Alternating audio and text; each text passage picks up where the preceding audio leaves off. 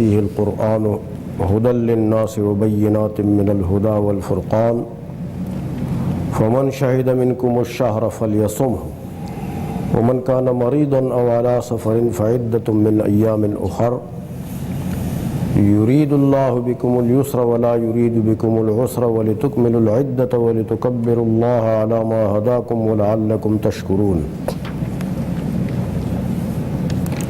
184 کا ہنسا جہاں لکھا ہے وہاں سے چلنا ہے۔ 185 نمبر آیت ہے، دوسرا سپارہ ہے، 37 پیج ہے۔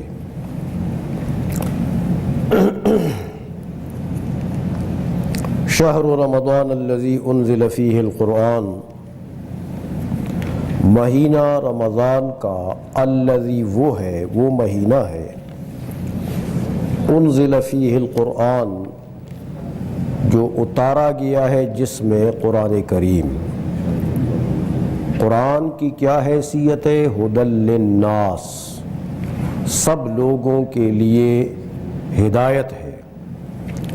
وبینات من الہدی، اور ہدایت کے روشن دلائل ہیں۔ والفرقان، اور حق اور باطل کے درمیان میں فرق کرنے والی کتاب ہے۔ فمن شہد منکم الشہر، تو جو بھی حاضر ہوا اس مہینے میں، فلیصمہ، تو وہ اس میں روزہ رکھے۔ ومن کان مریضا او علی سفر، اور جو مریض ہو یا سفر پر ہو، فعدۃ من ایام اخر، تو اس کے ذمے ہے تعداد دوسرے دنوں کی۔ یہ جو اللہ نے رخصت دی، یرید اللہ بکم الیسر، اللہ ارادہ فرماتا ہے تم پر آسانی اور سہولت کا، ولا یرید بکم العسر، اور ارادہ نہیں فرماتا اللہ تم پر تنگی کا۔ وَلِتُكْمِلُوا الْعِدَّةَ، اور تمہیں چاہیے کہ پوری کرو تعداد، شمار۔ وَلِتُكَبِّرُوا اللَّهَ عَلَى مَا هَدَاكُمْ، اور تمہیں چاہیے کہ بڑائی بیان کرو اللہ جل مجدہ کی، عَلَى مَا هَدَاكُمْ، اس لیے کہ اس نے تمہیں ہدایت دی ہے۔ وَلَعَلَّكُمْ تَشْكُرُونَ، اور اس لیے کہ تم شکر گزار بندے بن جاؤ اللہ کے۔ اصل میں پیچھے سے یہ رمضان شریف کا ذکر آ رہا ہے، کتب علیکم الصیام سے، یا ایھا الذین آمنوا کتب علیکم الصیام، وہاں پچھلے رکوع سے رمضان شریف کا ذکر آ رہا ہے۔ روزوں کی فرضیت کا ذکر ہوا، پھر اس میں رب کریم نے فرمایا کہ ایام معدودات، گنے چنے چند دن ہیں۔ پھر رخصت کا ذکر ہوا کہ فمن کان منکم مریضا او علی سفر فعدۃ من ایام اخر، کہ تم میں سے جو مریض ہو یا سفر میں ہو اس کے ذمے دوسرے دنوں سے وہ تعداد پورے کرنے کی بات ہے۔ تو یہ سارا ذکر کر کے اب میں نے جو گزشتہ درس میں عرض کیا تھا کہ اللہ جل مجدہ نے یہ روزے، ان روزوں کے لیے رمضان شریف کا مہینہ متعین فرمایا ہے۔ اب اس تعیین کا ذکر آ گیا۔ اللہ نے فرمایا شہر رمضان، یہ مہینہ ہے، شہر مہینہ رمضان کا۔ شہر اصل میں شہرت سے ہے، چونکہ مہینے بھی ایسی چیز ہیں کہ یہ مشہور ہوتے ہیں، سال کے جو 12 مہینے ہیں یہ مشہور ہوتے ہیں، اس لیے اس کو شہر کہتے ہیں۔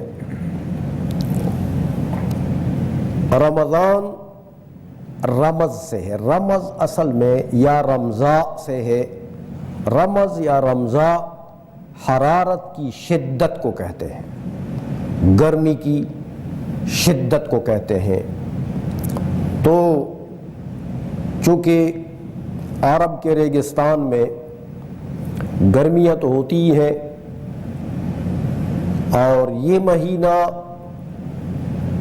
عموماً عرب میں زیادہ تر مہینے جو یہ پھرتا ہے سال کے اندر تو گھومتا ہے، کبھی سردیوں میں کبھی گرمیوں میں، لیکن عرب کنٹریز میں آپ کو پتہ ہے کہ سردیوں کے مہینے تو بہت کم ہوتے ہیں، تو اس لیے گرمیوں میں ہی ہوتا ہے، اس لیے اس کو رمضان کہتے ہیں۔ اور اگر کبھی سردیوں میں بھی آ جائے تو ایک بات اس کے ساتھ لازم ہے جس کو پیاس کہتے ہیں، اور پیاس بدن کو لگتی اسی لیے ہے کہ وہاں حرارت ہے، اندر ہیٹر لگا ہوا ہے، تو اس حرارت کی وجہ سے جب پانی کی کمی محسوس ہوتی ہے بدن میں تو پیاس لگتی ہے، اس لیے روزہ اس مہینے میں رب کریم نے حکم دے دیا روزے رکھنے کا، اور روزے کی وجہ سے پانی بدن کے اندر کم ہو جاتا ہے، جس کی وجہ سے اندر گرمی اور حرارت جو ہے وہ پیدا ہوتی ہے، بعض لوگوں میں زیادہ بعض لوگوں میں کم، وہ تو طباع کے اختلاف کا سبب ہوتا ہے، لیکن جو بالخصوص صفراوی مزاج کے لوگ ہوتے ہیں انہیں تو پیاس بہت زیادہ لگتی ہے، تو اس لیے کچھ نہ کچھ پیاس اور کچھ نہ کچھ شدت حرارت جو ہے وہ تو انسان رمضان شریف کے مہینے میں محسوس کرتا ہی ہے، اس لیے رمضان کا روزہ اور گرمی کا اندر محسوس نہ کرنا یہ نہیں ہو سکتا۔ باہر نہ ہو تو الگ بات ہے، موسم جیسا بھی ہو،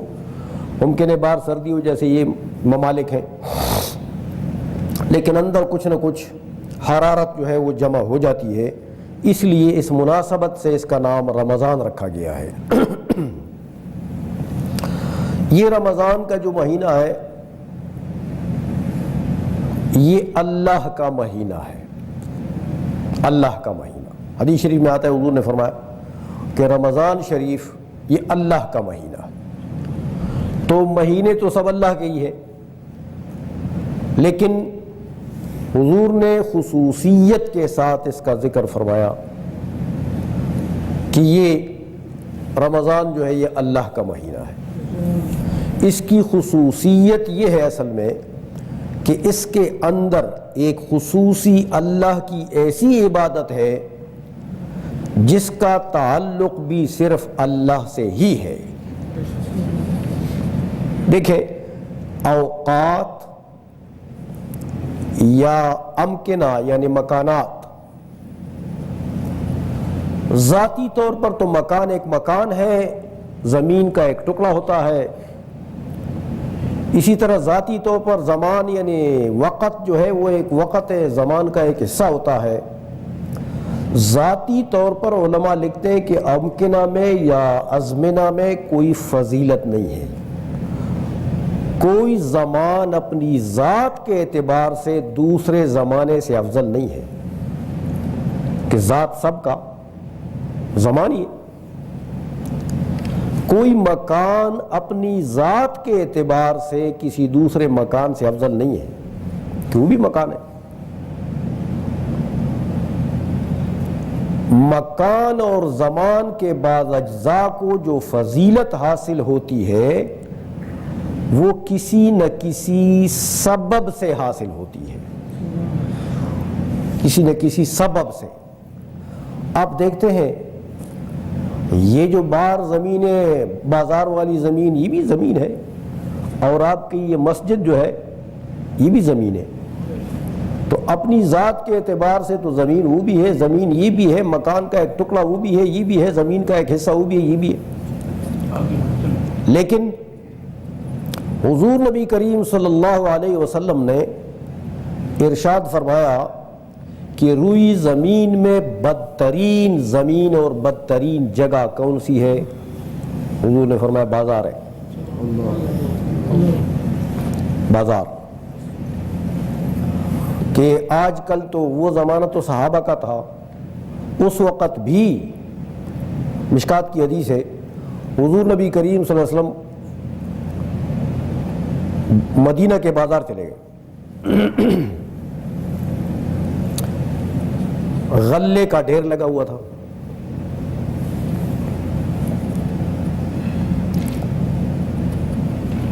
حضور نے ایسا ہاتھ اندر کر دیا، غلے کے ڈھیر کے اندر ہاتھ اندر کر دیا، کچھ گیلے دانے ہاتھ میں آ گئے، نکالا، حضور نے فرمایا کیا اندر گیلے ہیں اوپر خشک ہیں؟ وہ دکاندار نے کہا کہ بس یہ جناب اندر گیلے ہیں، کچھ وزن زیادہ ہو جاتا ہے تول۔ حضور نے فرمایا من غش فلیس منا، جو ملاوٹ کرے گا وہ میری امت میں سے نہیں ہے۔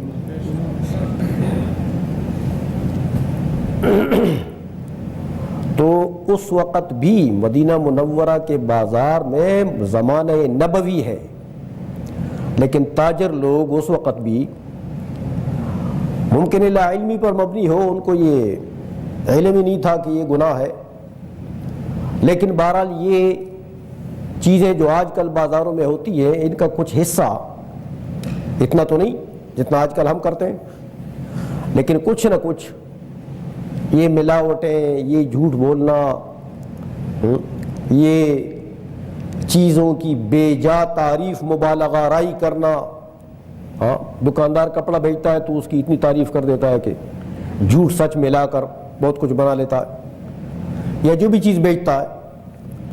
تو بازاروں میں اس لیے کہ بازاروں میں گناہ ہوتے ہیں تو حضور نے اس لیے فرمایا کہ یہ سب سے بری جگہ ہے، کہ گناہوں کی جگہ ہے، جھوٹ بولنے کی جگہ ہے، فراڈ اور دھوکے کی جگہ ہے، گاہکوں کو دھوکہ دیا جاتا ہے۔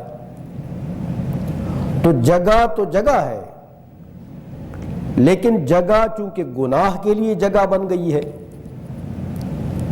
تو بدترین جگہ ہو گئی ہے۔ اور مسجد، حضور نے فرمایا خیر بقاع الارض المسجد، کما قال صلی اللہ علیہ وسلم، کہ زمین کے ٹکڑوں میں بہترین ٹکڑا جو ہے وہ مسجد کا ہے، اس لیے کہ یہاں ایک اور سبب بن گیا کہ یہاں لوگ عبادت کرتے ہیں، اللہ کی کلام کی تلاوت کرتے ہیں، قرآن کریم کا درس سنتے پڑھتے ہیں، تو یہاں فرائض، واجبات، مستحبات کی ادائیگی ہوتی ہے، دین کا کام ہوتا ہے، اس لیے جگہ تو یہ بھی جگہ ہے۔ لیکن جب یہاں کام اچھے ہونے لگے تو یہ اس جگہ کو شرف حاصل ہو گیا اور اس جگہ کو نحوست پڑ گئی، اور آپ جانتے ہیں کہ گناہوں کی نحوست تو پڑتی ہے، جگہ پر بھی پڑتی ہے، انسانوں پر تو پڑتی ہے، اور جگہ نیک کاموں کی برکتیں ہوتی ہیں، تو جہاں نیک کام کیا جاتا ہے وہاں رحمت رب کی برستی ہے، اس لیے رحمتوں کے برسنے کی جگہ یقیناً اچھی ہوگی، اور نحوستوں کے برسنے کی جگہ یقیناً بری ہوگی۔ اس لیے حضور نبی کریم صلی اللہ علیہ وسلم نے فرمایا نا کہ جب رب کریم نے یہ مخلوق پیدا کی، پانی بنا، زمین بنی، یہ وحوش، طیور، ڈنگر وغیرہ یہ جانور بنے، تو حدیث شریف میں آتا ہے حضور نے فرمایا کہ روئی زمین کے اوپر کوئی پانی کڑوا نہیں تھا، کوئی پانی کڑوا نہیں تھا، کوئی جانور یا پرندہ دوسرے سے حسد اور بغض اور عداوت نہیں رکھتا تھا، محبت تھی، حتیٰ کہ شیر اور ہرن دونوں ایک گدر پر پانی پیتے تھے، ایک جگہ پانی پیتے تھے، کتا اور بلی اور چوہا اکٹھے رہا کرتے تھے، یہ عداوت اور دشمنی نہیں ہوتی تھی۔ اس طرح کوئی پودا ایسا نہیں تھا جس میں پھل نہ لگتا ہو، ہر پودا پھلدار تھا، سارا پانی میٹھا تھا۔ رب نے کائنات ایسی خوبصورت بنائی تھی، ایسی مزیدار اور لذیذ بنائی تھی، لیکن یہ عداوتیں پیدا ہو گئی بندوں میں بھی، جانوروں میں بھی، اور یہ پانی کھارا ہو گیا اور پودوں نے پھل چھوڑ دیے۔ یہ کیوں؟ اللہ نے فرمایا ظہر الفساد فی البر والبحر بما کسبت ایدی الناس، خشکی میں اور سمندر میں فساد برپا ہو گیا. کیوں برپا ہو گیا؟ بما کسبت ایدی الناس، جو لوگوں نے کسب شروع کیے نا، لوگوں نے جو کام شروع کیے، گناہ کے، نافرمانی کے، رب کریم کی نافرمانی شروع کی. ہاں، گناہوں کے کام، چغلی، غیبت، دروغگوئی، فراڈ، یہ کام جب شروع ہوئے تو ان کی نحوست پڑ گئی پانی پر بھی، پانی کڑوا ہو گیا. انسانوں کے گناہوں کی نحوست پڑ گئی پودوں پر بھی، پودوں نے پھل دینا چھوڑ دیا، اور انسانوں کے گناہوں کی نحوست پڑ گئی جانوروں اور پرندوں پر بھی، ان میں بھی دشمنی ہوئی. تو اب آپ دیکھ رہے ہیں زیادہ پودے بغیر پھل کے ہیں، تھوڑے سے پودے ایسے ہیں جو پھل دیتے ہیں، زیادہ ایسے ہی کھڑے ہیں. اسی طرح سمندروں میں بھی آپ دیکھیں، سمندر کے سمندر کھارے ہو گئے، کنویں تو کھارے نکلتے ہی ہیں، لیکن سمندروں کے سمندر کھارا پانی ہو گیا. اسی طرح جانوروں میں دیکھیں تو جانور بھی ایک دوسرے کے دشمن، ایک دوسرے کے پیچھے پڑ گئے. یہ اللہ نے فرمایا کہ یہ سب کچھ انسان کا کرتوت ہے اور اس کی نحوست ہے. تو گناہوں کی نحوست پڑ جاتی ہے، تو گناہوں کی وجہ سے، انسان کے گناہوں کی وجہ سے، دیکھیں یہ زمین اللہ جل مجدہ نے انسان کے فائدے کے لیے بنائی ہے. جعل لکم الارض فراشا، جعل لکم، وہ ذات جس نے بنائی ہے، لکم تمہارے فائدے کے لیے، لام نافعہ ہے، تمہارے فائدے کے لیے، الارض زمین کو، فرش، والسماء بناء، اور جس نے تمہارے فائدے کے لیے آسمان کو چھت بنایا ہے. تو اللہ نے یہ سب ہمارے فائدے کے لیے بنائی ہے، لیکن ہم نے جب اعمال اور کردار ایسا اختیار کیا جو نامناسب کردار تھا، جو ان نعمتوں کا شکریہ نہ تھا بلکہ کفران تھا، ان کا ناشکری تھی، تو اب نحوست تو اس کی پڑ جانی ہے. اس لیے بہت سی چیزیں ہمارے نفع سے نکل گئی.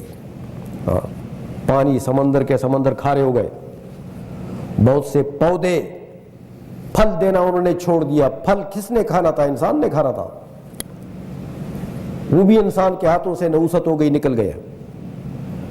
اسی طرح جانوروں میں دشمنیاں اور کیا کیا بن گیا. تو بہرحال میں عرض یہ کر رہا تھا کہ چیزوں پر نحوست پڑ جاتی ہے تو زمین کے اوپر بھی نحوست پڑ جاتی ہے انسان کے گناہوں کی. اس لیے بازار کی زمین کو حضور نبی کریم صلی اللہ علیہ وسلم نے بدترین قطع بتایا، اور نیکیوں کی برکتیں پڑ جاتی ہیں، اس لیے زمین، مسجد کی زمین کو حضور نے بہترین زمین قرار دیا. اسی طرح اوقات لیجئے، زمانہ لیجئے، تو زمانوں میں بھی ایک جز دوسرے جز سے کوئی افضل نہیں ہے. ہاں، کوئی زمانہ اگر ایسا ہے کہ کسی سبب کی وجہ سے اس کو شرف اور برکت زیادہ مل گیا تو الگ بات ہے، کہ اس زمانے میں کام کوئی ایسا ہو گیا، ہاں، جو اس کام کے ہو جانے کی وجہ سے اس جز زمانہ کو شرف مل گیا، برکت مل گئی. جیسے آپ دیکھتے ہیں کسی دن جب عید الفطر ہو جاتی ہے، ہاں، برکتیں ہوتی ہیں. کسی رات، کوئی رات لیلۃ القدر بن جاتی ہے، ہاں، تو اللہ نے فرمایا لیلۃ القدر خیر من الف شہر. ایک لیلۃ القدر میں عبادت جو ہے وہ 1000 مہینوں کی عبادت سے بہتر ہے. تو وہ رات جو ہے دیکھیں اس کی فضیلت اتنی بڑھ گئی. کوئی رات اور دن میلاد النبی کا ہو جاتا ہے، حضور کی پیدائش ہوتی ہے، ہاں، تو حضور نبی کریم صلی اللہ علیہ وسلم کی آمد کی برکت سے اس کو فضیلت مل گئی، میلاد النبی کا دن بن گیا. اور اسی طرح دیکھیں بخاری کی حدیث ہے، بخاری جزء اول آخری پیج پر یہ حدیث ہے، حضور نبی کریم صلی اللہ علیہ وسلم جب مدینہ منورہ تشریف لائے تو یہودی مدینہ جو تھے وہ عاشورہ کا روزہ رکھتے تھے، محرم کے 10ویں دن کا۔ حضور نے پوچھا کہ یہ تم کیوں رکھتے ہو یہ عاشورے کا روزہ؟ انہوں نے جواب دیا کہ رب نے ہم پر اس دن میں احسان کیا تھا، موسیٰ علیہ الصلوۃ والسلام کو اور ہمارے آباء و اجداد کو فرعون کی غلامی سے اللہ تعالیٰ نے اس دن میں نجات دی تھی، عاشورہ کے دن میں، اس لیے یہ دن ہم مناتے ہیں، یہ دن ہم روزہ رکھتے ہیں، اللہ کی عبادت کرتے ہیں، اللہ کا شکریہ ادا کرتے ہیں، اس دن کو ہم ہر سال مناتے ہیں۔ حضور نے فرمایا اچھا تم نے تو موسیٰ علیہ السلام کے دن کو بگاڑا ہوا ہے، موسیٰ علیہ السلام کی کتاب کو بھی تم نے معاف نہیں کیا، تورات کو، ویسے تم تو زبانی مدعی ہو موسیٰ علیہ السلام کی نبوت کے اور امت ہونے کے، اصل موسیٰ علیہ السلام کے امتی تو ہم ہیں۔ ہاں حضور نے فرمایا کہ نحن احق باخی موسیٰ منکم، ہم میرے بھائی موسیٰ علیہ السلام کے ہم تم سے زیادہ حقدار ہیں۔ وَأَمَرَ بِصَوْمِ يَوْمِ عَاشُورَا، اور حضور علیہ السلام نے یوم عاشوراء کے دن کے روزے کا حکم دے دیا، اپنی امت کو حضور نے حکم دے دیا کہ تم بھی عاشوراء کا روزہ رکھو، محرم کے 10ویں دن کا روزہ رکھو۔ اب دیکھیں اس دن میں، عاشوراء کے دن میں، یہود بھی اس کا احترام کرتے تھے، بابرکت سمجھتے تھے کہ بھئی یہ دن جو ہے اللہ تعالیٰ نے ہمیں نعمت دی ہے اس میں۔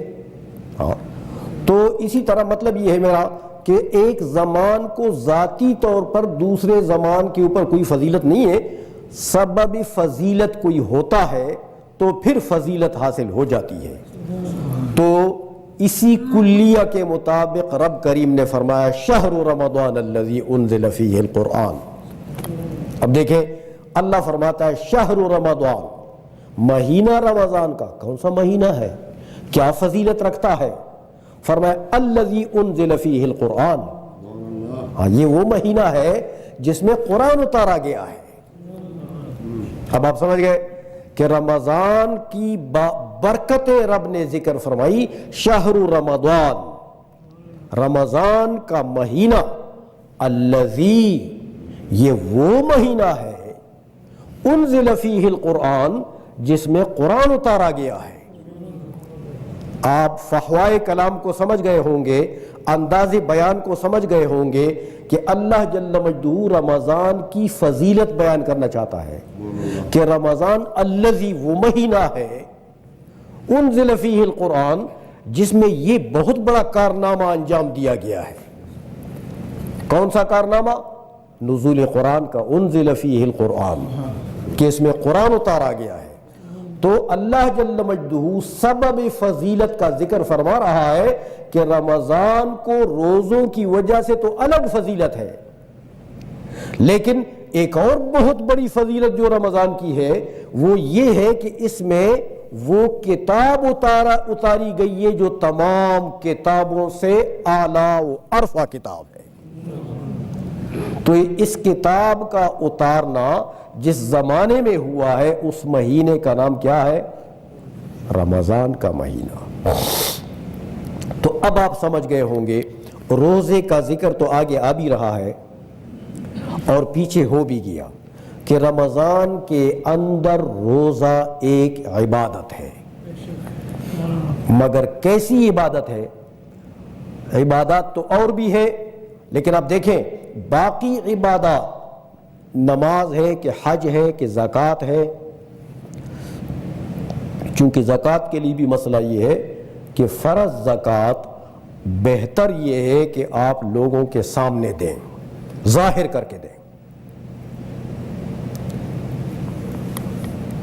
بہتر یہ ہے، ضروری نہیں ہے، یعنی مطلب ہے اگر خفیہ طور پر بھی دے دی تو زکوٰۃ ہو گئی، لیکن بہتر یہ ہے کہ ظاہر کر کے دیں، اور اس میں بہتر یہ ہے چونکہ زکوٰۃ فرض ہے تو بہتر یہ ہے کہ ممکن ہے آپ کی زکوٰۃ دینے کو باقی لوگ دیکھیں، وہ بھی کوئی عبرت اٹھائے کہ بھئی اس نے زکوٰۃ دے دی میں بھی دے دوں، تو باقیوں کو بھی زکوٰۃ دینے کی دعوت بن جاتی ہے کہ بھئی تم بھی یعنی عملی طور پر دیکھیں، بعض دعوتیں زبانی ہوتی ہیں کہ آپ کسی کو زبانی کسی کام، کسی نیکی کے کام کی دعوت دیتے ہیں آپ کہ آپ یہ کریں، اور بعض دعوتیں عملی ہوتی ہیں کہ آپ زبان سے تو کچھ نہیں کہتے لیکن عمل ایسا کرتے ہیں جو آپ کے عمل میں دعوت ہوتی ہے دوسروں کے لیے، کردار ایسا پیش کرتے ہیں کہ آپ کے اس کردار میں دیکھ کر لوگوں کو دعوت ہوتی ہے۔ اس لیے زکوٰۃ میں بہتر یہی ہے کہ لوگوں کے سامنے دو، ظاہراً دو۔ لوگ اگر یہ کہیں کہ یہ ریاکار ہے تو یاد رکھیں لوگوں کے کہنے سے آپ ریاکار نہیں بنیں گے۔ کروڑوں لوگ کہتے رہیں کہ آپ ریاکار ہیں، اگر آپ کی اپنی نیت میں اخلاص ہے بس تو لوگ کہتے رہیں۔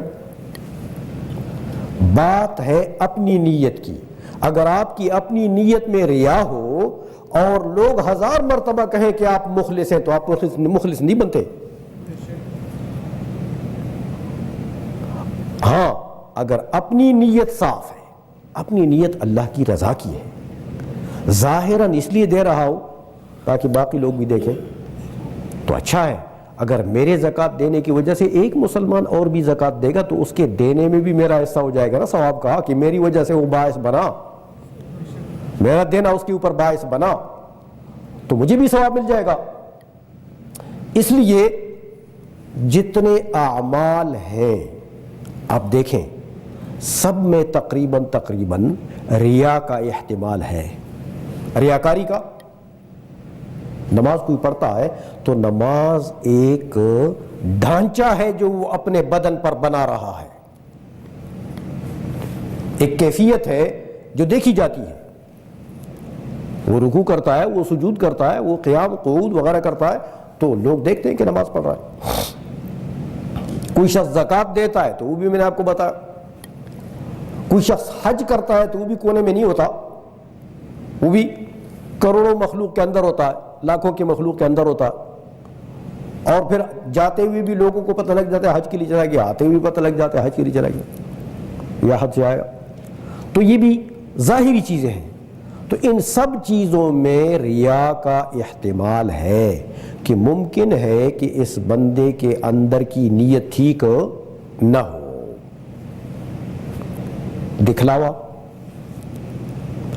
اور یاد رکھیے کہ دکھلاوا جس عبادت کے اندر آ گیا عبادت کی روح نکل گئی۔ عبادت کی روح اخلاص ہے، وہ عبادت آپ کی لاش ہے بے جان۔ نماز سے اگر اخلاص نکل گئی تو نماز تو ہے، ظاہر تو ہمیں ارکان نظر آ رہے ہیں، رکوع ہے، سجود ہے، قیام ہے، قعود ہے، سب کچھ ہے، لیکن وہ کیا چیز ہے؟ وہ لاش ہے، جان نہیں ہے اس میں۔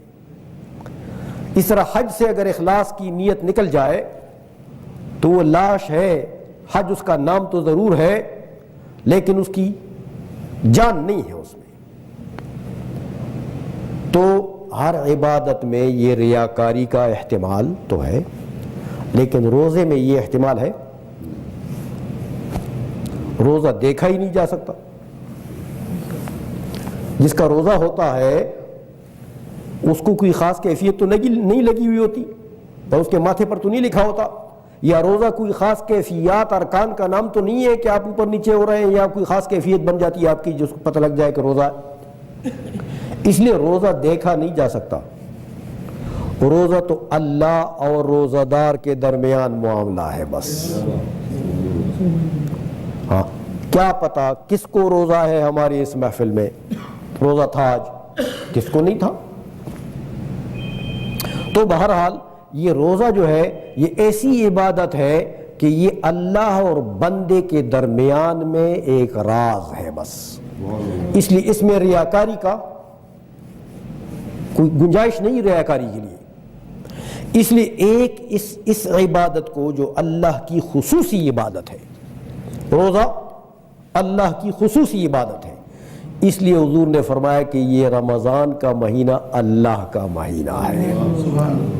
رمضان کا مہینہ کہ اس میں اللہ کی خصوصی عبادت ہوتی ہے، جس میں بندہ درمیان میں اللہ اور اللہ کے درمیان میں کوئی اور چیز نہیں سماتی ہے، کسی کے لیے گنجائش ریاکاری کی یا کسی اور کی رضامندی کی کوئی گنجائش روزے میں نہیں ہے، یہ صرف اللہ کی رضا کے لیے روزہ رکھا جاتا ہے۔ تو ایک تو اس مہینے کے اندر یہ عبادت ہے جو خصوصی عبادت ہے، جس کی وجہ سے حضور نے فرمایا کہ رمضان کا مہینہ یہ اللہ کا مہینہ ہے۔ ایک اس رمضان میں یہ کام ہوتا ہے۔ دوسرا یہاں جو قرآن میں ذکر ہو گیا کہ یہ رمضان کا مہینہ الذی انزل فیہ القرآن، یہ وہ مہینہ ہے جس میں قرآن اتارا گیا ہے۔ یہ دو سبب ہو گئے رمضان کے مہینے کی فضیلت کہ یہ دو بڑے بڑے سبب ہو گئے، ایک سبب روزہ، دوسرا یہ الذی انزل فیہ القرآن جس میں قرآن اتارا گیا ہے۔ اب دیکھیں قرآن اتارنے کے دو تفسیریں علماء کرتے ہیں۔ ایک تفسیر یہ کہ رمضان کا وہ مہینہ ہے انزل فیہ القرآن، یعنی یہاں عبارت بحذف مضاف ہے کہ انزل فی شانہ القرآن، جس کی شان میں قرآن اترا ہے، جس کی عظمت قرآن نے بیان کی ہے۔ مطلب سمجھے آپ، اس تفسیر کا یہ مطلب ہوا کہ جس کی شان میں قرآن اترا ہے، جس کی عظمت کو قرآن نے بیان کیا ہے۔ واقعی قرآن کریم میں رمضان شریف کے روزوں کی عظمت نہیں ہے؟ آگے آ رہا ہے من شہد منکم الشہر فلیصمہ، جو تم میں سے اس رمضان کے مہینے میں حاضر ہو، موجود ہو، تو رکھے وہ روزہ اس کا۔ تو اس رمضان کے مہینے کی شان، اس رمضان کے مہینے کی عظمت میں کیا چیز نازل ہوئی؟ قرآن نازل ہوا ہے۔ تو جس چیز کی عظمت قرآن میں آئی ہو، اس کی عظمت تو پھر بڑی عظمت ہے۔ ایک ترجمہ اس کا یہ، دوسرا ترجمہ یہی ہے ظاہر جو عام طور علماء کرتے ہیں کہ الذی انزل فیہ القرآن، یہ وہ مہینہ ہے جس مہینے کے اندر قرآن اترا ہے، اس مہینے کی شان میں نہیں، اس مہینے کے اندر قرآن کو اتارا گیا ہے۔ تو آپ کو پتا ہے سورۃ قدر جو ہے وہ پوری کی پوری اسی کا بیان ہے، ہاں، کہ لیلۃ القدر خیر من الف شہر۔ یہ کیوں؟ اس لیے کہ لیلۃ القدر خیر من الف شہر، اس ایک رات کی عبادت 1000 مہینوں کی عبادت سے بہتر ہے۔ یہ کیوں؟ اس لیے کہ لیلۃ القدر میں قرآن کریم اترا ہے، اور لیلۃ القدر آپ کو پتہ ہے کہ رمضان کے اندر ہوا کرتی ہے۔ اگرچہ ہمارے امام اعظم رحمۃ اللہ علیہ کہ تقوی اور وہ مقام اتنا بلند ہے کہ آپ سے ایک قول یہ بھی مروی ہے کہ رمضان کے ساتھ لیلۃ القدر خاص نہیں ہے۔ لیلۃ القدر پورے سال کی راتوں میں گھومتا ہے۔ تلاش کرو اب کیا مطلب؟ سارا سال اللہ کی عبادت میں راتیں گزارو، ممکن ہے یہی لیلۃ القدر ہو۔ ہاں، صرف رمضان کے طاق راتوں، وہ بھی آخری عشرہ میں ہم بہادر بن جاتے ہیں نا، تو 21 اور جناب 23 اور 25 اور 27 یا 29 اگر کبھی نصیب ہو جائے، ہوتی تو ہے، تو بہرحال وہ ہم تلاش کرتے ہیں تو وہ 4-5 راتیں بن جاتی ہیں۔ تو امام اعظم رحمۃ اللہ نے فرمایا کہ ایسا نہیں ہے۔ ہاں، یہ بات ضرور ہے کہ جب قرآن اتر رہا تھا اس سال لیلۃ القدر رمضان میں تھی، اس سال، کیونکہ وہ قرآن کی گواہی ہے کہ رمضان کے مہینے میں اترا ہے، یہاں یہ فرما دیا، ادھر فرما دے لیلۃ القدر میں اترا ہے، تو معلوم ہوتا ہے کہ لیلۃ القدر کدھر ہے؟ رمضان میں ہے۔ تو اس سال لیلۃ القدر رمضان میں تھی، لیکن ہر سال لیلۃ القدر رمضان میں ہو، امام سے فرماتے ایسا نہیں، بلکہ سارے سال میں یہ رات گھومتی ہے، ہر رات۔ اور پھر دیکھیں حضرت امام اعظم رحمۃ اللہ علیہ نے واقعی ہمارے لیے ہر رات لیلۃ القدر بنا دیا ہے۔ حضور نے فرمایا کہ انما الاعمال بالنیات، اعمال کے اجر اور ثواب کا دار و مدار کس پر ہے؟ نیت پر ہے۔ کوئی مسلمان اگر آج ہی رات کو اٹھتا ہے، اور یہ کہ امام اعظم نے فرمایا ہے کہ ممکن ہے آج کی رات لیلۃ القدر ہو، اور آج ہی کی رات لیلۃ القدر کی نیت سے عبادت شروع کرتا ہے، تو حضور کی اس حدیث کے مطابق اس کو ثواب اور اجر کس کا ملے گا؟ لیلۃ القدر کا اجر۔ وہ لیلۃ القدر کی نیت سے کر رہا ہے، اس لیے حضور نے فرمایا کہ نیت پر دار و مدار ہے ثواب کا۔ تو جو مسلمان کسی رات کو بھی لیلۃ القدر فرض کر لے، کہ امام اعظم نے فرمایا کہ یہ ہو سکتی ہے، یہ رات یہ بھی ہو سکتی ہے، کہ جب یہ بھی ہو سکتی ہے تو مجھے جاگنا چاہیے۔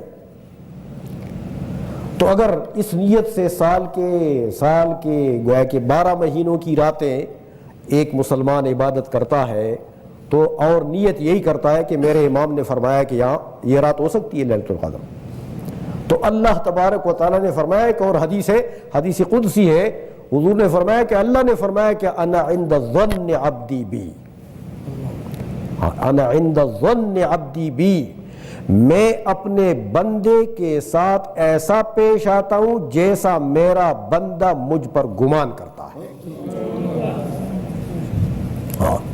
تو اگر بندہ یہ گمان کر رہا ہے کہ یہ رات لیلۃ القدر کی ہو سکتی ہے، تو اللہ کو یہ ثواب دینے سے عاجز تو نہیں ہے، وہ اسی کے مطابق، اسی کی نیت کے مطابق اجر اور ثواب عطا فرما دیتا ہے۔ تو ایک تو لیلۃ القدر کہ یہ قرآن کریم اتارا گیا، تو یہ کس رات میں اتارا گیا؟ انا انزلناہ فی لیلۃ القدر، اللہ نے فرمایا ہم نے اتارا اس قرآن کو کب؟ لیلۃ القدر میں۔ اور لیلۃ القدر کس مہینے میں تھی؟ شہر رمضان الذی انزل فیہ القرآن، رمضان کا مہینہ وہی ہے جس میں قرآن اتارا گیا ہے۔ تو پتہ لگا کہ وہ لیلۃ القدر کدھر تھی؟ رمضان کے مہینے کا حصہ تھی وہ، تو اس سال لیلۃ القدر رمضان کے اندر تھی۔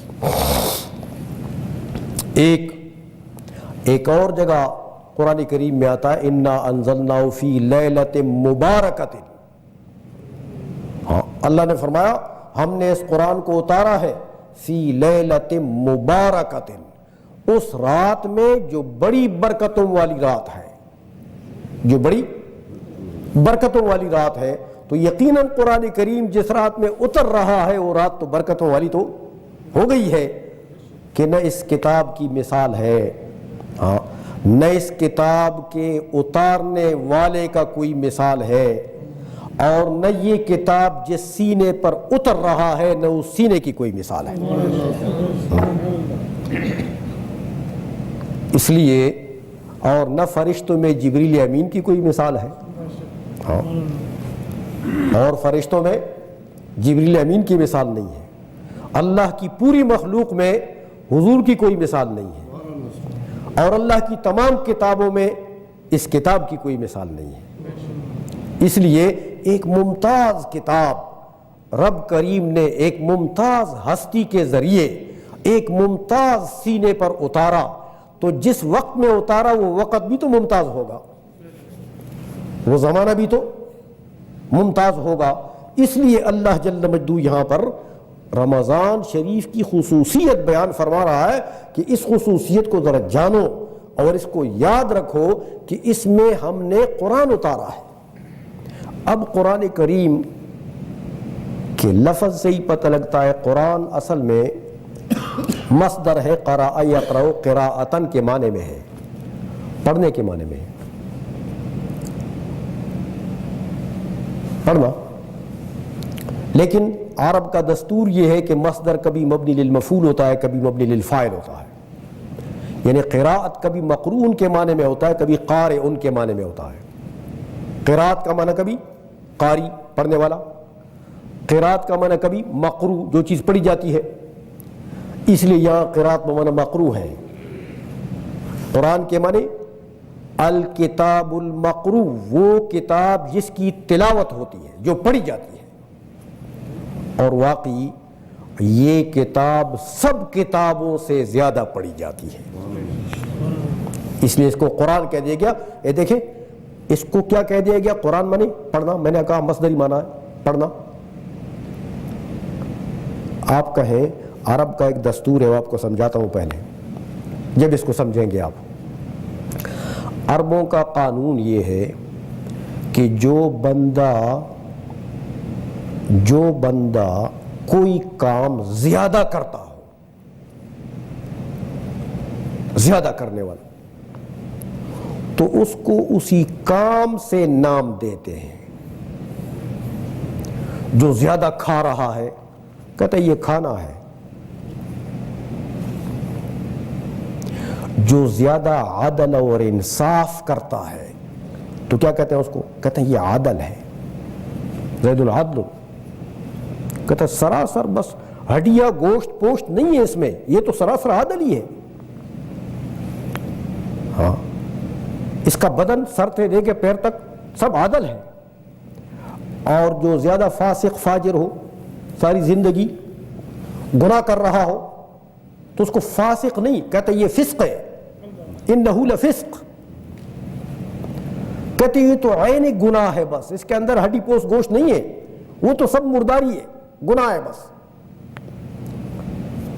تو قرآن جو زیادہ پڑھا جاتا ہے، اس لیے اس کتاب کا نام ہی کیا رکھ دیا؟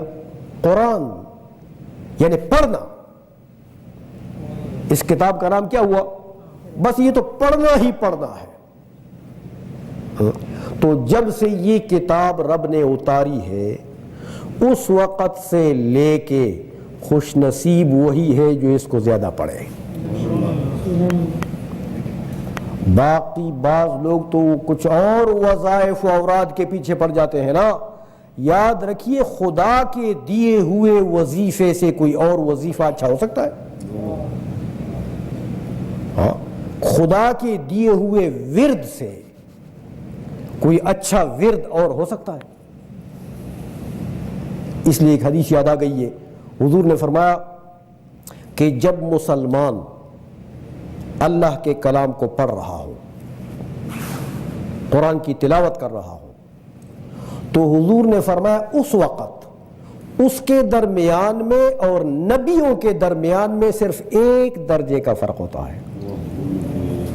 قرآن کی تلاوت نے حضور کے ایک امتی کو کس مرتبے پر پہنچا دیا؟ حضور نے فرمایا جب قرآن پڑھ رہا ہو حضور کا امتی، تو اس وقت اس کے اور نبیوں کے درمیان میں صرف ایک درجے کا فرق ہوتا ہے، ایک درجے کا۔ فرمایا وہ درجہ کون سا ہے؟ فرمایا وہ نبوت کا ہے، کہ اس پڑھنے والے کے پاس نبوت نہیں ہے اور نبی کے پاس نبوت ہوتی ہے، ورنہ نبی بھی کیا کرتا تھا؟ نبی بھی تو اللہ کا کلام پہنچاتا تھا، شغل تو نبی کا بھی یہی تھا، تو شغل اس کا بھی یہی ہے کہ یہ اللہ کا کلام پڑھ رہا ہے۔ اس لیے یہ کتاب انسان کو کہاں پہنچا دیتی ہے؟ صرف تلاوت دیکھیں، حضور نے فرمایا کہ نبیوں کے اور اس کے درمیان میں صرف ایک مرتبے کا فرق ہوتا ہے، وہ مرتبہ نبوت ہے۔ تو لوگ بعض اوراد وظائف کس لیے پڑھتے ہیں؟ مختلف اغراض سے پڑھتے ہیں، ہاں، کہ اللہ کے قریب میں ہو جاؤں۔ تو بھئی اللہ کا قرب چاہتے ہو تو اس کتاب کو تھامو، اور کسی ورد وظیفے کی ضرورت نہیں ہے۔ یہی اللہ کے انتہائی قریب انسان کو لے جانے والی کتاب ہے۔ تو اللہ جل مجدہ نے اس کے نزول کا وقت ذکر فرما دیا سورۃ قدر میں کہ انا انزلناہ فی لیلۃ القدر، لیلۃ القدر میں ہم نے اتارا، اور یہاں پر اس کے نزول کا مہینہ ذکر ہوا کہ اس مہینے میں ہم نے اس کو اتارا ہے۔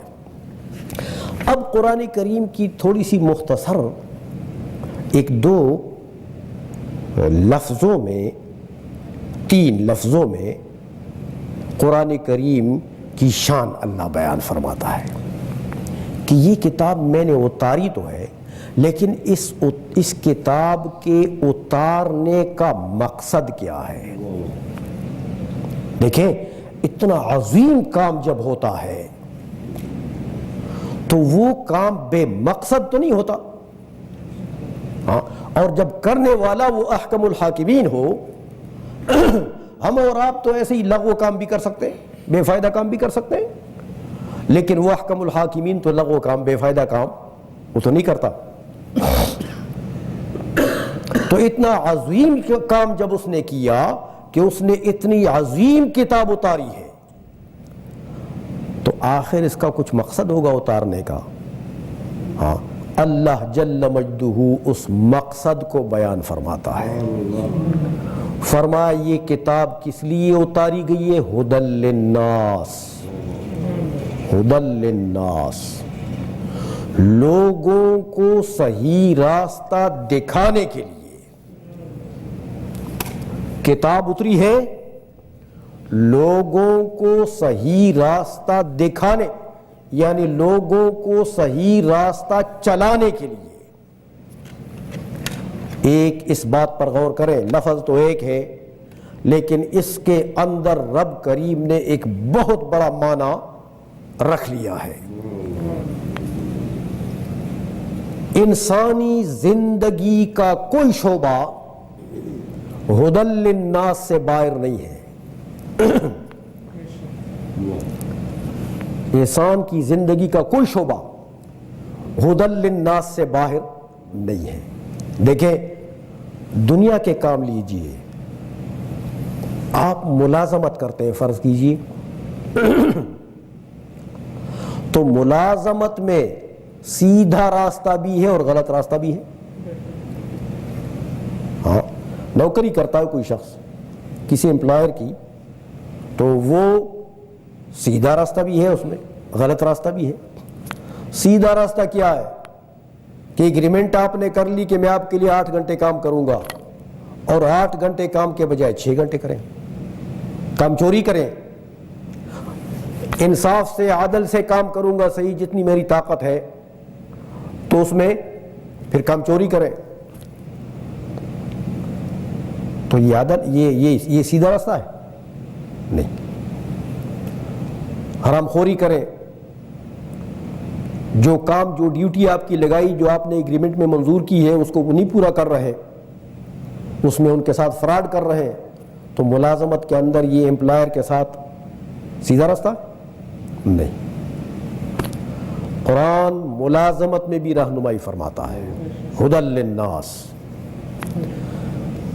یا کوئی شخص سیلف امپلائی ہے، یعنی وہ اپنا ہی کام کرتا ہے، لیکن اپنے کام میں جو باقی حکومت کے یا لوگوں کے حقوق ہیں اس کے اوپر، اس میں فراڈ کرتا ہے،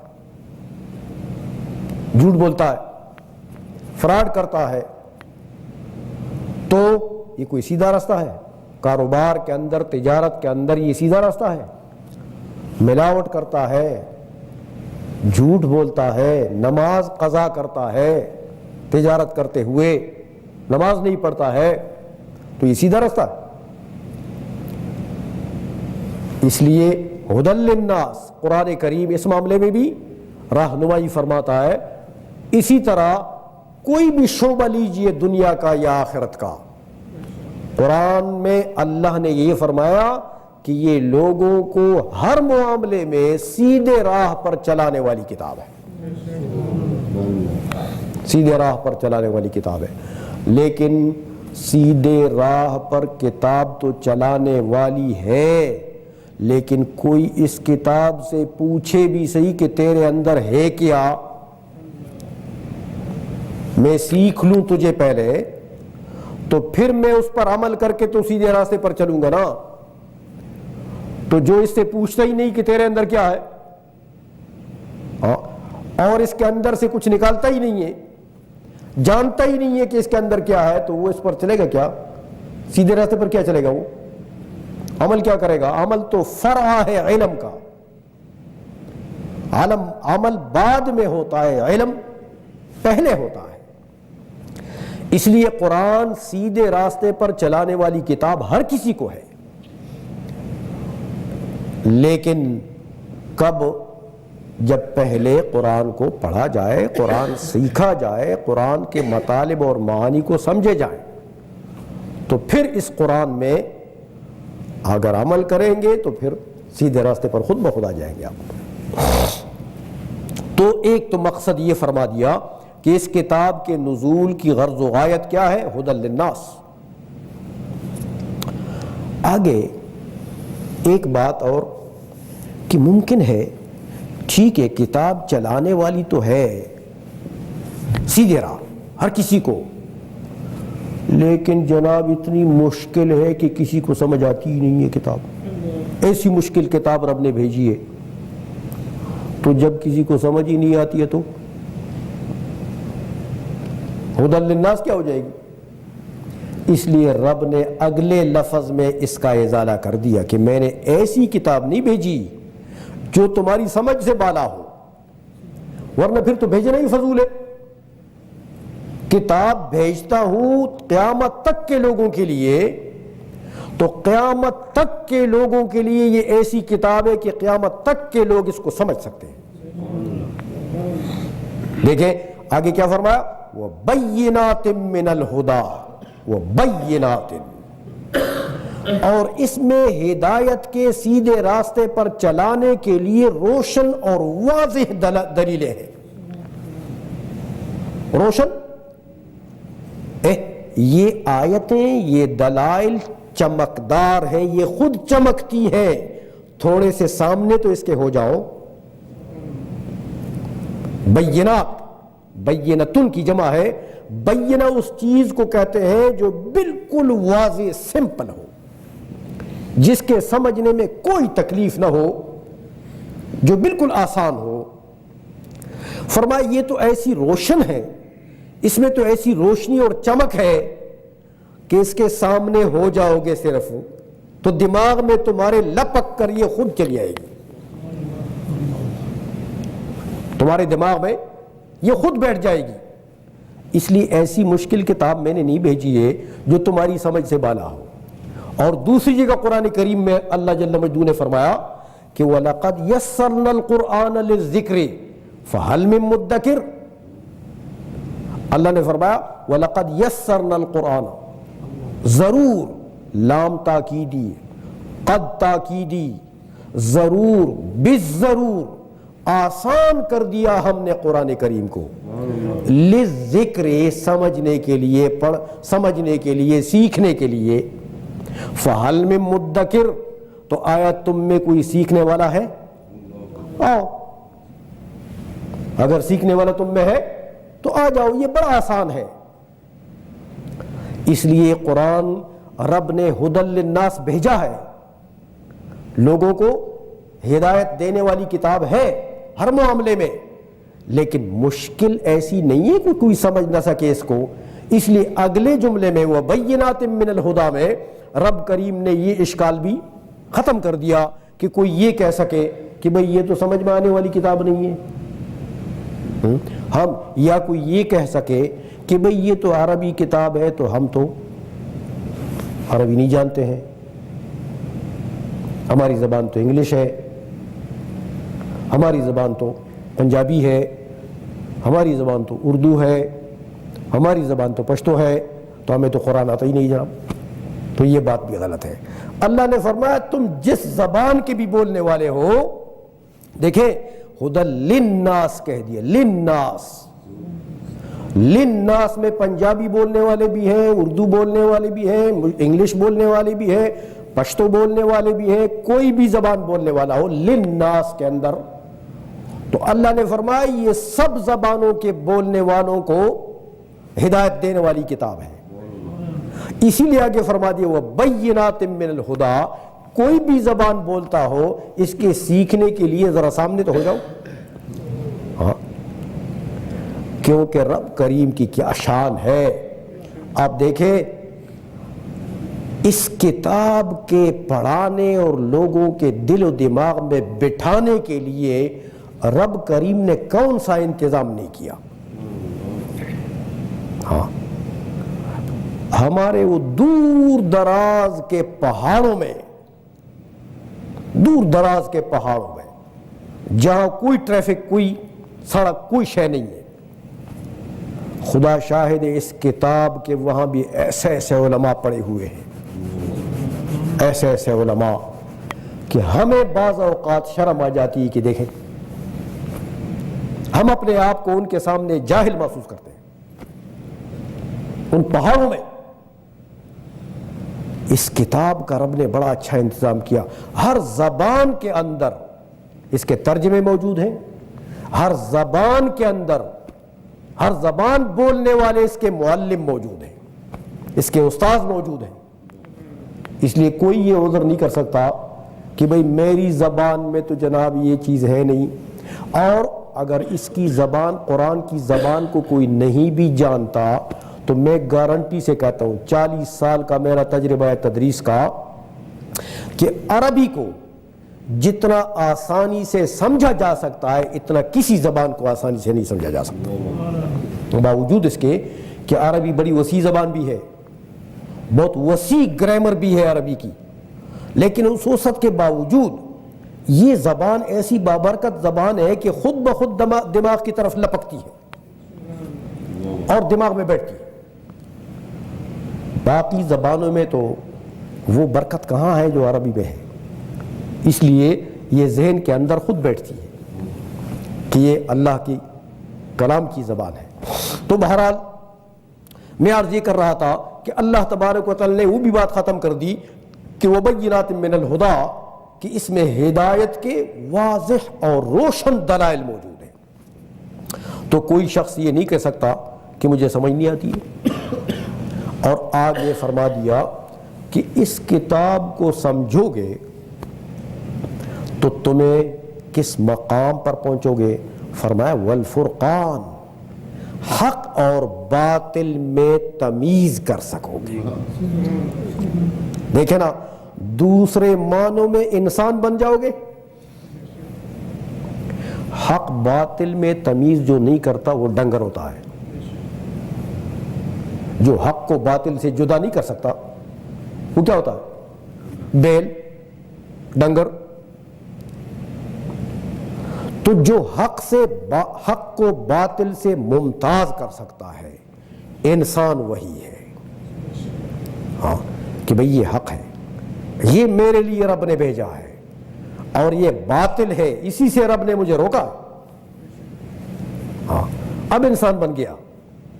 اس لیے فرمایا والفرقان، یہ کتاب تمہیں حق اور باطل کے درمیان میں تمیز سکھائے گی.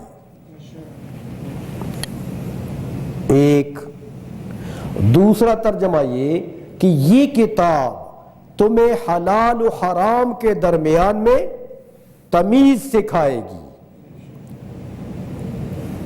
جو اس کتاب کو نہیں پڑھا، جو دین اسلام کو نہیں جانتا، کیونکہ دین اسلام کی بنیادی کتاب یہی ہے، باقی کتابیں اسی سے بنی ہیں، حضور کی حدیث بھی اسی کی شرح ہے. ہاں باقی فقہا نے جو فقہ مرتب کی ہیں، جتنی بھی فقہ مرتب ہوئی ہیں، انہی کا نچوڑ خلاصہ اور وضاحت ہے وہ. تو جو اس کتاب کو نہیں جانتا ممکن نہیں ہے کہ وہ حلال و حرام کو جان سکے. اس لیے حلال حرام کے درمیان میں یہ فارق کتاب ہے. والفرقان، حلال اور حرام کے درمیان میں امتیاز کرنے والی کتاب ہے. اور جب حلال حرام انسان جان لیتا ہے تو پھر بندہ بن گیا. ہاں بھئی یہ حرام ہے، اس سے اللہ نے مجھے روکا ہے. یہ حلال ہے، یہ اللہ نے میرے لیے جائز قرار دیا ہے. ہاں تو اب بندگی کی تمیز کے مرتبے پر پہنچ گیا.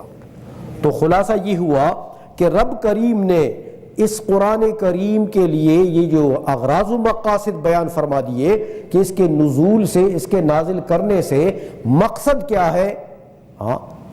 تمام لوگوں کو تمام شعبوں میں سیدھے راہ پر چلانا، اور والفرقان اس مقام پر پہنچانا کہ وہ بندگی کے صحیح مقام پر پہنچ جائے، کہ وہ حق و باطل کے درمیان، حلال و حرام کے درمیان میں تمیز کر سکیں۔ اور پھر ایک اور بات بھی ہے، فرقان سٹیج اور مراتب بھی پہچان سکے۔ فرقان کا ایک ترجمہ یہ بھی ہے کہ مراتب پہچان سکیں۔ قرآن پڑھیں گے تو مراتب کے پہچان کی تمیز ہوگی۔ دیکھیں انسانوں میں بھی مراتب ہیں، انسانوں میں بھی مراتب ہیں۔ کوئی انسان نیچے ہے، کوئی مرتبے میں اس سے اونچا ہے، کوئی مرتبے میں اس سے اونچا ہے، کوئی مرتبے میں اس سے اونچا ہے، کوئی مرتبے میں اس سے اونچا ہے۔ جو اعلیٰ حضرت نے فرمایا کہ خلق سے اولیاء، اولیاء سے رسول، باقی مخلوق سے اللہ نے ممتاز پیدا کیا کن کو؟ اولیاء کو، اور اولیاء سے ممتاز بنایا کن کو؟ رسولوں کو۔ خلق سے اولیاء، اولیاء سے رسول، اور سب رسولوں سے اعلیٰ ہمارا نبی۔ تو ان سب رسولوں سے ممتاز حضور نبی کریم صلی اللہ علیہ وسلم کو پیدا فرمایا ہے، اس لیے مراتب ہوتے ہیں نا۔ اور قرآن نے بھی یہی بتایا، قرآن نے، اللہ نے جو فرمایا والفرقان، کہ قرآن کے پڑھنے سے تم فرق مراتب پہچان سکو گے۔ قرآن کے پڑھنے سے واقعی مراتب انسان پہچانتا ہے۔ کیا قرآن میں نہیں ہے کہ تلک الرسل فضلنا بعضهم علی بعض؟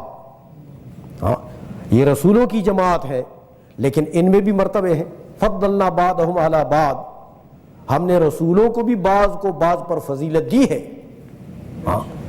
منہم من کلم اللہ، ان میں سے بعض تو ایسے ہیں جن سے اللہ نے بلا واسطہ کلام کیا، موسیٰ علیہ السلام مراد ہے۔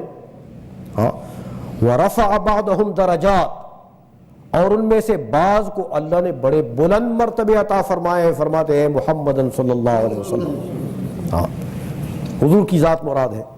تو قرآن کے لیے اللہ جل مجدہ نے اس لیے فرما دیا کہ والفرقان، کہ یہ قرآن پڑھو گے تو تم کو مراتب کا پتہ لگے گا، مراتب کا پتہ لگے گا۔ اور بزرگوں نے اسی لیے کہہ دیا ہے کہ گر فرق مراتب نکنی زندیقیست، اگر مراتب کا فرق نہیں کرو گے یہ انسانیت نہیں ہے، یہ تو زندیقی ہے۔ سب کو ایک ڈانگ سے ہانکے، تو بھائی یہ تو تمیز نہیں ہے، یہ انسانیت نہیں ہے۔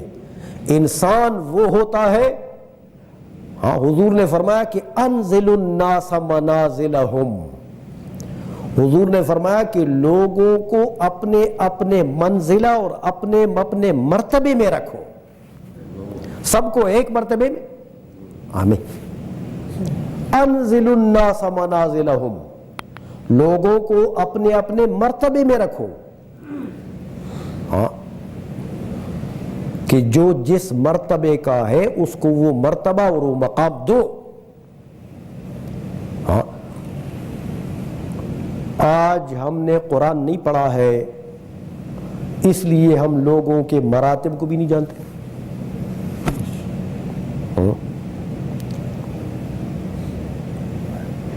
ایک بہت بڑا عالم اور ایک ایسا عالم جو 4 کلمات صرف بول سکتا ہو، 2 سورتیں اس کو یاد ہو، اور آدھا گھنٹہ تقریر کر سکتا ہو، بس وہ ہمارے ایک ہی جیسے، کیا فرق ہے؟ اور اسی طرح ایک بہت بڑے استاذ، لیکن ہم نے خود دیکھا، ہمارے استاد صاحب قبلہ مولانا طاہر صاحب بندیالوی رحمۃ اللہ علیہ کا ایک مقام تھا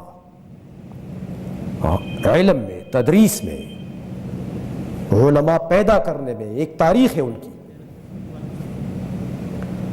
لیکن آپ یقین جانیں کہ ہم نے دیکھا کہ اتنی عظمت کے باوجود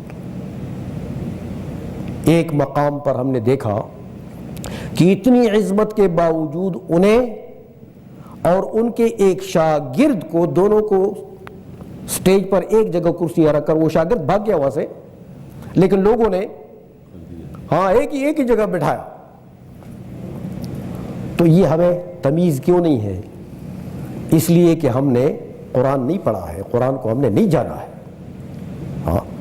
تو ہم ایک معمولی 2-4 لفظ بولنے والے کو بھی اتنا بڑا عالم سمجھ لیتے ہیں کہ بھئی یہ تو بس برابر ہیں دونوں, کیا فرق ہے؟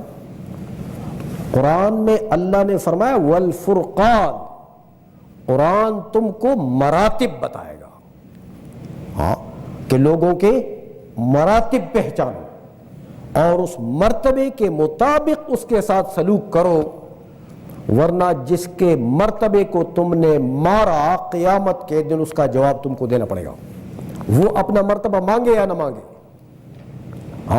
یعنی یہ حضور نے فرمایا, دیکھیں نا, حضور نے یہ نہیں فرمایا کہ مرتبہ والا اپنا مرتبہ مانگے, نہیں, یہ نہیں فرمایا. مرتبے والا اپنا مرتبہ نہیں مانگتا. حضور نے فرمایا انزل الناس منازلہم, اے لوگو تمہارا فریضہ ہے کہ تم لوگوں میں جو مرتبے والے ہیں ان کو اس مرتبے پر پہنچاؤ, وہ مرتبہ ان کو دو, اور جس مرتبے کا وہ مستحق ہے اگر وہ مرتبہ تم نے نہیں دیا تو اس کے معنی یہ ہے کہ تم نے اپنا حق پورا نہیں کیا, ذمہ دار بن گئے. اس لیے والفرقان, اللہ جل مجدہ نے فرمایا کہ یہ تم کو مراتب کا جو فرق ہوگا یہ پتہ لگے گا. کس سے پتہ لگے گا؟ قرآن پڑھنے سے تم کو پتہ لگے گا. اور واقعی ایسے بھی قرآن جب انسان پڑھتا ہے, قدرتی بات ہے, قرآن کے اندر ایک اور وہ جو لذت ہے اور قرآن کے جو قرآنیت کا مزہ ہے وہ تو الگ بات ہے. لیکن ایک اچھے استاد سے آپ قرآن پڑھیں گے. بعض لوگ کہتے ہیں جی ہم نے قرآن کریم کے ترجمے میں یہ بات دیکھی ہے تو ہم آپ کو بتاتے ہیں. میں کئی مرتبہ کہتا ہوں بھئی دیکھا دیکھی قرآن نہیں آتا ہے, ترجموں کے پڑھنے سے قرآن, ایسا اگر آتا ہوتا قرآن تو یہ تو پھر بڑی آسان بات تھی. یہ ہم لوگ کیوں 10-12 سال پرائے مدارس میں اور مسجدوں میں چٹائیوں پر کیوں ہم نے 10-12 سال گزارے ہیں؟ قرآن ایسا نہیں آتا ہے. قرآن کے لیے استاذ کے پاس جا کر پڑھنا پڑتا ہے. اس لیے بہت بڑا مسئلہ ہے ہماری فقہ میں کہ کوئی مولوی کا مطلب یہ ہے کہ جو جیسے آج کل کے ہم مولوی سمجھتے ہیں, ان پڑھ مولوی, جو پڑھا لکھا مولوی نہ ہو, ہم نے اس کو مولوی بنایا ہوا, تو وہ اگر کتاب دیکھ کر فتویٰ دیتا ہے تو یہ اس نے ایسا حرام کام کیا ہے کہ شرعاً وہ مجرم ہے. اگر اس نے فتویٰ صحیح بھی دیا. اسی طرح قرآن کے اندر دیکھیں, حضور نے فرمایا کہ من فسر القرآن برائیہ فاصاب فقد اخطأ. حضور نے فرمایا جس نے قرآن کی تفسیر اپنی مرضی سے کی, اپنی رائے سے کر لی, صحابہ کا قول نہیں دیکھا ہے, نہیں پڑھا ہے, استاد سے نہیں پڑھا ہے, اور اپنی رائے سے کہیں قرآن کی تفسیر کر دی, دل نے چاہا کہ اس کا یہ معنی ہوگا, دماغ میں آئی کہ اس کا یہ معنی ہوگا تو وہ معنی اس نے کر دیا. حضور نے فرمایا فاصاب, وہ ٹھیک بھی اس نے کیا, رائے سے کر لی, ٹھیک بھی کیا, جو اس نے کہا وہی قرآن کا معنی تھا. حضور نے فرمایا فقط اخطأ, اس نے پھر بھی غلطی کی. بات تو ٹھیک کی ہے دیکھیں, لیکن طریقہ کار غلط ہے. اس طریقہ کار کی شریعت اجازت نہیں دیتی ہے کہ قرآن کو لوگ کھلونا بنا لیں, ہر کوئی آدمی اٹھا لے اور قرآن کو لوگ کھلونا نہیں ہے، اس لیے اس کو استاد سے پڑھنا پڑے گا، استاد سے پڑھنا پڑے گا، اور استاد سے پڑھیں گے تو صحیح مطلب تک پہنچیں گے۔ ہاں، اور استاد سے نہیں پڑھیں گے، اپنے ترجمے ادھر ادھر کے ترجمے دیکھیں گے تو مطلب تک نہیں پہنچ سکتے، مقصد تک نہیں پہنچ سکتے، اس لیے یہ پڑھنا پڑے گا۔ تو قرآن کریم فرقان بنتا ہے، مراتب کا فرق بتاتا ہے جب کسی استاد سے انسان پڑھ لے، تو پھر اس استاد کے مرتبے کا بھی پتہ لگ جاتا ہے بھئی میرا یہ استاد کس مرتبے کا ہے۔ ہزار اور استاذوں سے بھی پڑھ لیں، ہزار اور سے بھی پڑھ لیں، ہزار، تو ہر استاذ کا ایک مرتبہ ان کے ذہن میں بنتا جائے گا۔ ہاں، تو قرآن کے پڑھنے سے علماء کے بھی مراتب کا پتہ لگتا ہے، ہاں، کہ بھئی یہ قرآن کریم میں کتنی مہارت رکھتا ہے، اور وہ میرا دوسرا استاد کتنی رکھتا ہے، وہ تیسرا استاد کتنی رکھتا ہے، تو مراتب کا صرف پڑھنے سے بھی پتہ لگتا ہے۔ اس لیے قرآن کریم کو رب کریم نے کیا فرمایا؟ والفرقان، کہ یہ فرق بتائے گا، مراتب بتائے گا کہ کس مرتبے۔ آگے فرمایا وہ بات وہی رمضان کی طرف جاتی ہے، یہ تو قرآن کا ذکر آیا تو قرآن کے مقاصد بیان ہوئے۔ آگے فمن شہد منکم الشہر فلیصمہ، اب اللہ نے حکم دے دیا کہ یہ شہر رمضان تو رمضان کا مہینہ ہے، تو فرمایا فمن شہد منکم الشہر، یہ شہدہ تمام، شہدہ یشہد باب آتا ہے، یہ ہمارے طالب علم بیٹھے ہیں، سمع یسمع کے وزن پر یہ باب آتا ہے، شہد یشہد شہدن و شہادتن و شہودن، اس کے مصادر آتے ہیں، شہود اور شہادت بمعنی حضور کے بھی آتے ہیں، اس لیے یہاں پر سب مفسرین ترجمہ کرتے ہیں، اٹھائیں، فمن شہدہ فمن حضرہ، شاہدہ کا معنی کیا کرتے ہیں؟ فمن حضرہ، جو شخص حاضر ہوا، منکم تم میں سے، الشہر اس مہینے کو، یعنی یہ مہینہ آ گیا اور وہ حاضر ہے، حاضر بمعنی زندہ ہے، اور زندہ بھی کیسا ہے؟ مکلف کی حیثیت سے زندہ ہے۔ ہاں، زندہ تو بچہ بھی ہوتا ہے، لیکن بچے کے اوپر تو روزہ نہیں ہے، زندہ تو وہ دیوانہ بھی ہوتا ہے، مجنون بے عقل، لیکن اس کے اوپر تو روزہ نہیں ہے، اس لیے اس کے ساتھ شرط ہے، وہ شرط، اب دیکھو قرآن میں یہ باتیں نہیں ہیں، یہاں تو صرف اتنا ہے کہ جو بھی حاضر ہوا تم میں سے اس مہینے کو، فلیصم ہو، تو پس وہ اس کا روزہ رکھے۔ اب اس کا مطلب یہ ہوا کہ بچہ بھی روزہ رکھے، ہاں، مجنون اور دیوانہ بھی، وہ بھی تو حاضر ہے، دیوانہ پاگل، تو وہ بھی روزہ رکھے؟ نہیں۔ اس لیے اس من سے کون مراد ہے؟ ہر بندہ نہیں، جو بندہ شرعاً مکلف ہے، روزہ رکھنے کا مکلف ہے، تو وہ مراد ہے کہ وہ مکلف جو حاضر ہوا اس مہینے میں، فلیصم ہو، تو اس کے اوپر یہ روزہ فرض ہے، اس کو روزہ اس مہینے کا رکھنا چاہیے۔ تو اب دیکھیں، اس سے بچے نکل گئے کہ بچے مکلف نہیں ہیں، ان کی عقل کامل نہیں ہے، بلوغ پر جا کر عقل کامل ہوتی ہے، تو بلوغ پر پہنچتے ہی اللہ کے احکام متوجہ ہو جاتے ہیں، بلوغ سے پہلے وہ آزاد ہے، اس کے اوپر فرائض واجبات کچھ نہیں۔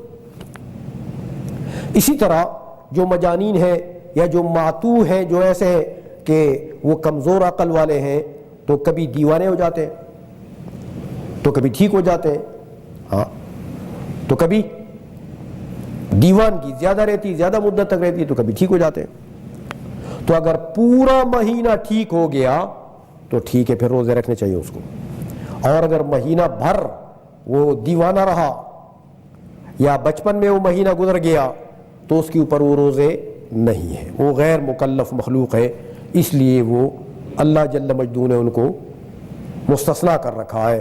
تو اس لیے فمن سے مراد کون؟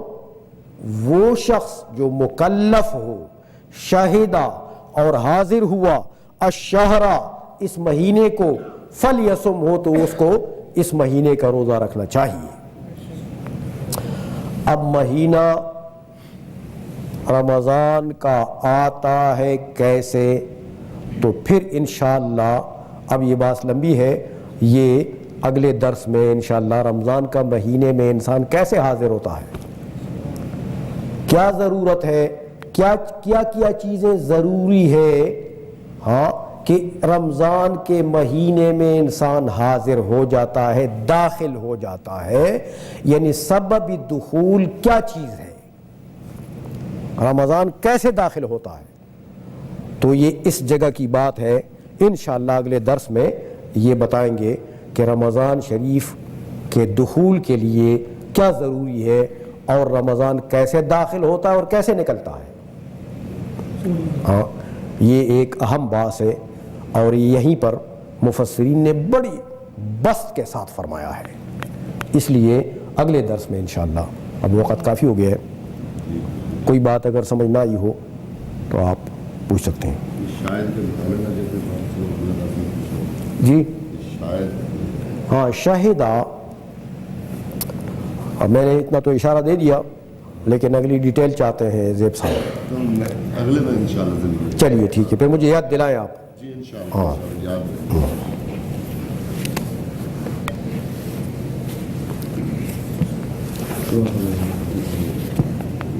کوئی بات ہے جو سمجھ نہیں آئی؟ کچھ نہیں، سب کچھ سمجھ آ گیا؟ آیا جو آیا بس داج میں رہی یہ سب ساتھی. الحمدللہ الحمدللہ الحمدللہ رب العالمین والعاقبۃ للمتقین والصلاة والسلام علی سید الانبیاء والمرسلین وعلی آلہ واصحابہ اجمعین. ربنا تقبل منا انک انت السمیع العلیم وتب علینا انک انت التواب الرحیم.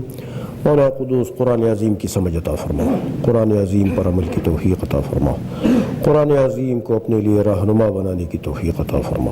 مولا قدوس جو دوست حضرات آتے ہیں قرآن عظیم سننے کے لیے، سمجھنے کے لیے، مولا قدوس سب کو اس کا اجر عظیم عطا فرما. مولا قدوس ہر قدم پر ان کو اجر عظیم عطا فرما. ان کے قدموں کو طالب علموں کے قدم بنا، جن قدموں کے نیچے فرشتے اپنے پر بچاتے ہیں. مولا قدوس وہ مراتب اور درجات ان کو عطا فرما. مولا قدوس حضور نبی کریم صلی اللہ علیہ وسلم کے وسیلے جل سے ہم پر رحم فرما، ہمارے گناہ معاف فرما، ہمارے بچوں کو بھی نیک صالح کر دے، ہمارے بچوں کو بھی قرآن عظیم کی سمجھ اور فہم عطا فرما اور عمل عطا فرما. مولا قدوس تمام بیماروں کو شفاء کلی عطا فرما. جو میاں صاحب کے والد صاحب فوت ہوئے ہیں ان کے لیے بھی دعا فرمائے. میاں طاہر نعیم صاحب اللہ تعالیٰ ان کی مغفرت فرمائے، اور جتنے اقارب رشتہ دار والدین ہمارے جتنے حاضرین کے فوت ہو چکے ہیں مولا قدوس سب کی مغفرت فرما، درجات عالیہ نصیب فرما. وصلی اللہ تعالیٰ علی حبیبہ سیدنا محمد و آلہ وصحبہ.